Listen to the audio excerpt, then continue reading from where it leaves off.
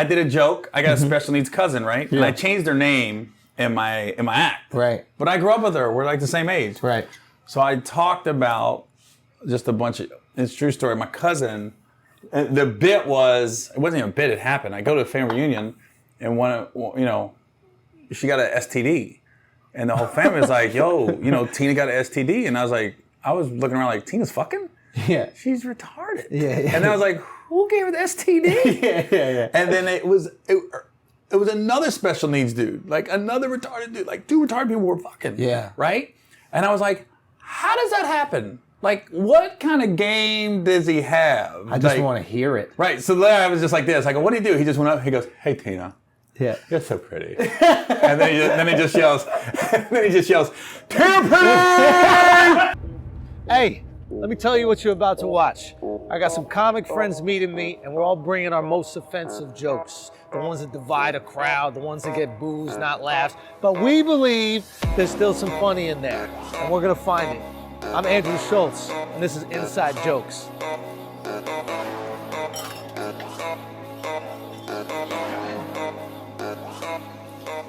Let us begin. How often are you seeing yourself? How many things can you not say? On stage? Yeah. Are there things that you want to say, or there jokes that you want to do? Are there jokes that you sometimes go, man, if I was in a mainstream room, I could do that, but because I'm in here, it'd be too risky and I could get in trouble? Yeah, it wouldn't be worth it. It wouldn't be worth it. Like I have a lot of questions about religion. And that's a Christian. Oh, Jesus and Christian. Like the joke that like really blew me out of the water was the black and white church joke. Right. The difference between it. But then there's just some things I'll be like, oh, that doesn't make any sense. Like what? Or like it's offensive. Like if a plane crashes and there's 300 people on a plane, one person lives, and that one person says God was looking out for me. I was like, so if I got an uncle on that flight, I'm gonna be like, fuck you, man. So God likes you more than Charles? Yeah. And it's so offensive when people say shit like that. I'd be like, Charles didn't, what? You know what I mean? Charles gotta hit it one time. Like when I do a joke sometimes, like I touch on a little bit, like going to funerals. I go, anybody been to a funeral where somebody's going to hell? I've never been to a funeral. Like I said, there's been guys, I knew he was living foul. And I was like this, if he's going, I'm going, I'm good. Let's go to the bar. Yeah. Let's go fuck some hoes. We're good. Excuse me, women. Right. I'm like, I just want to go to one funeral where the preacher goes, let's hope we're grading on a curve. So that's funny. Why wouldn't you feel like you can't get away with it? I've done it, I've done downstage. And it's funny when you state the obvious, then people be like, yeah, I've never been to a funeral either where somebody's going to hell. Ever. Murders, rapists. When you go to the funeral, oh, they're in heaven. Oh, God's forgiven. Yeah. I'm like this. Who's in hell? Who's in hell? Yeah. I guarantee Hitler, if he was alive, if he would do the shit he did today, even at his funeral, they would have been like, oh, he was misguided. But I want to tell you, the day before he passed, he talked to me. And he figured out he was fucked up. Like everybody. But you feel like you can't lean into it? Well, I just gotta be careful.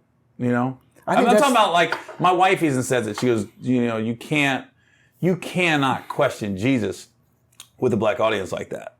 Like that is their like saving grace. And I'm like this, I just got questions about the Bible and religion. I think that's the beauty of the story though. I think if there's ever a bit where you're like, I don't know if I could do this, or the idea is, I don't know if I could do this. If you wrap it into a story, all of a sudden people accept it. True. In a way different way. Right? Because they're like, oh shit, this really happened. I can't deny the fact that this really happened. Mm-hmm. Like saying, have you ever been to a funeral where the person's going to hell? They can't deny that they haven't. Right. They literally can't deny that. You'll see them look around like, wait a minute, I haven't either. Or they'll start going, I know some people who probably were going, we were hoping we would go to heaven, but it was probably. And then when they go to the funeral, I guarantee every funeral out there, they're thinking of that joke like, wait a minute, he just talked about this. Man, I think you got to do it, man. Push. Yeah, you're right. Just push. Like I've done on stage, but then I'd just be like, it's almost like, is it worth it sometimes? Like I got pushed back because I said that we're retarded. Like I had people picketing my shit for like 6 months. Like Maria Shriver was calling. You know what I mean? How you doing? All right. Yeah. I thought this was a Greek neighborhood. They're moving in. Right, that was crazy. I was looking out like, who's here? Jared Smith just walked by or something? No, I did a joke. I got a special needs cousin, right? Yeah. And I changed her name in my act. Right. But I grew up with her. We're like the same age. Right. So I talked about just a bunch of, it's a true story. My cousin, the bit was, it wasn't even a bit, it happened. I go to a family reunion and she got an STD. And the whole family was like, yo, Tina got an STD. And I was looking around like, Tina's fucking? Yeah. She's retarded. Yeah. And then I was like, who gave her the STD? Yeah. And then it was another special needs dude, like another retarded dude, like two retarded people were fucking. Yeah. Right? And I was like, how does that happen? Like, what kind of game does he have? I just want to hear it. Right. So there I was just like this. I go, what do you do? He just went up. He goes, hey, Tina. Yeah. You're so pretty. And then he just yells, Tina! And then when she's not doing it, he's just going, hey, Tina. You're so pretty. That was his only line, and I just milk it on stage, right? So the more I say it, the more they just start laughing, right? Right. They're rolling in the crowd. I did on my special in Atlanta. Right. So, so pretty. Tina pretty, right? Hey, Tina. But I was like, that's the only thing I can come up with, right? Alex is. Well, I mean, it's not like it's a deep thought. It's not like the dude's gonna be spitting game to my cousin. They're both special needs. You know who else isn't having deep thoughts? Tina. Right. So I'm pretty. Right. So these fucking dude, I had think about this. Now you're a comedian and you like to push the envelope. Yeah. So the special comes out. Yeah. Now I got my TV show coming out, the Gary Owen Show on BET. Yeah. You should have called your special needs. No, what I told him, I was like, they call you slow, and that special's been out 3 years, and now you're mad. You're not helping your case at all, by the way. You leaned in. Right, like, guys, it's 3 years old, and now you're mad? And it all, where all the hate came from, Yeah. there's a special needs guy that writes for BuzzFeed. Right. Or writes for, it's not BuzzFeed, it's, anyways, let's say Washington Post or something. He does a bit, he does an article for him or something. He saw my special. Hold on. He's mentally retarded. He's not, And he writes for the Washington Post. he's not like full on. It's not like full blown. But you're saying I can read an article from a retard Yeah. every week. I'm thinking more like If I Quirky want Life to. Goes On. That level. I didn't see that. Is that a black show? That was a TV show in like the 80s. Was there white- Obla-dee, obla-da, life goes on, brah. It was like the special needs guy. Because I used to do a joke about, boy, you think it's bad when your show gets canceled. That fucker had to be like, what? It's not like he can just go up for the Avengers now. Like when his shit got canceled, he was like this. He just got, So we're canceled? Well, what do we do? he just got to be Hulk. No. That's just God closing one door to open up a bigger and better door.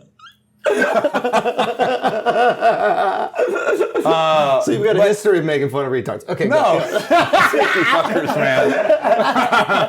Okay, keep going. So he does this article on me, and it gets picked up by everybody, right? All of a sudden, I'm enemy number one to the special needs community. Right. Do any of them even know? Who? The special needs people. No. There's no way. No, Yeah. it's just they're advocates. And I figured it all out. Like they flew me to DC to sit down in a room with 4 special needs people, and they made sure they had them all covered. It was a black girl, a black guy, a white girl, a white guy, and it was all levels. One had MS, one was retarded, one had cerebral palsy. Everybody was covered, and they're telling me how to tell my jokes. Okay. Like they're breaking down, this is how you can be funny. Yeah. Because I'm like, well, what's funny then, guys? And they're advocates, they always say, they can't defend themselves. So you're a bully, you're picking on them. I said, no. I said, listen, I like to pick on everybody. Yeah. That way I don't think I'm better than anybody. I said, I would never pick on somebody if I thought I was above them. I said, everybody's even. So everybody's fair game. Right. And I said, I told the advocates, I go, I blame you guys. Because you keep telling them that nobody can make fun of them. Right. They can make fun. I did the joke. I go, my cousin Tina's make fun of me. all her little special needs friends, I walk into a room, they just get quiet. I go, you guys making fun of me? And they get quiet. I'm like, what the fuck? You know what I mean? I'm like, fucking face, bro. I'm like, you doing, dude? like, oh, I turn into her. You look like the Grinch. Yeah. It's evil. I'm sorry about that. I'm sorry about that. It's the smile when your teeth disappear. Right. Yeah.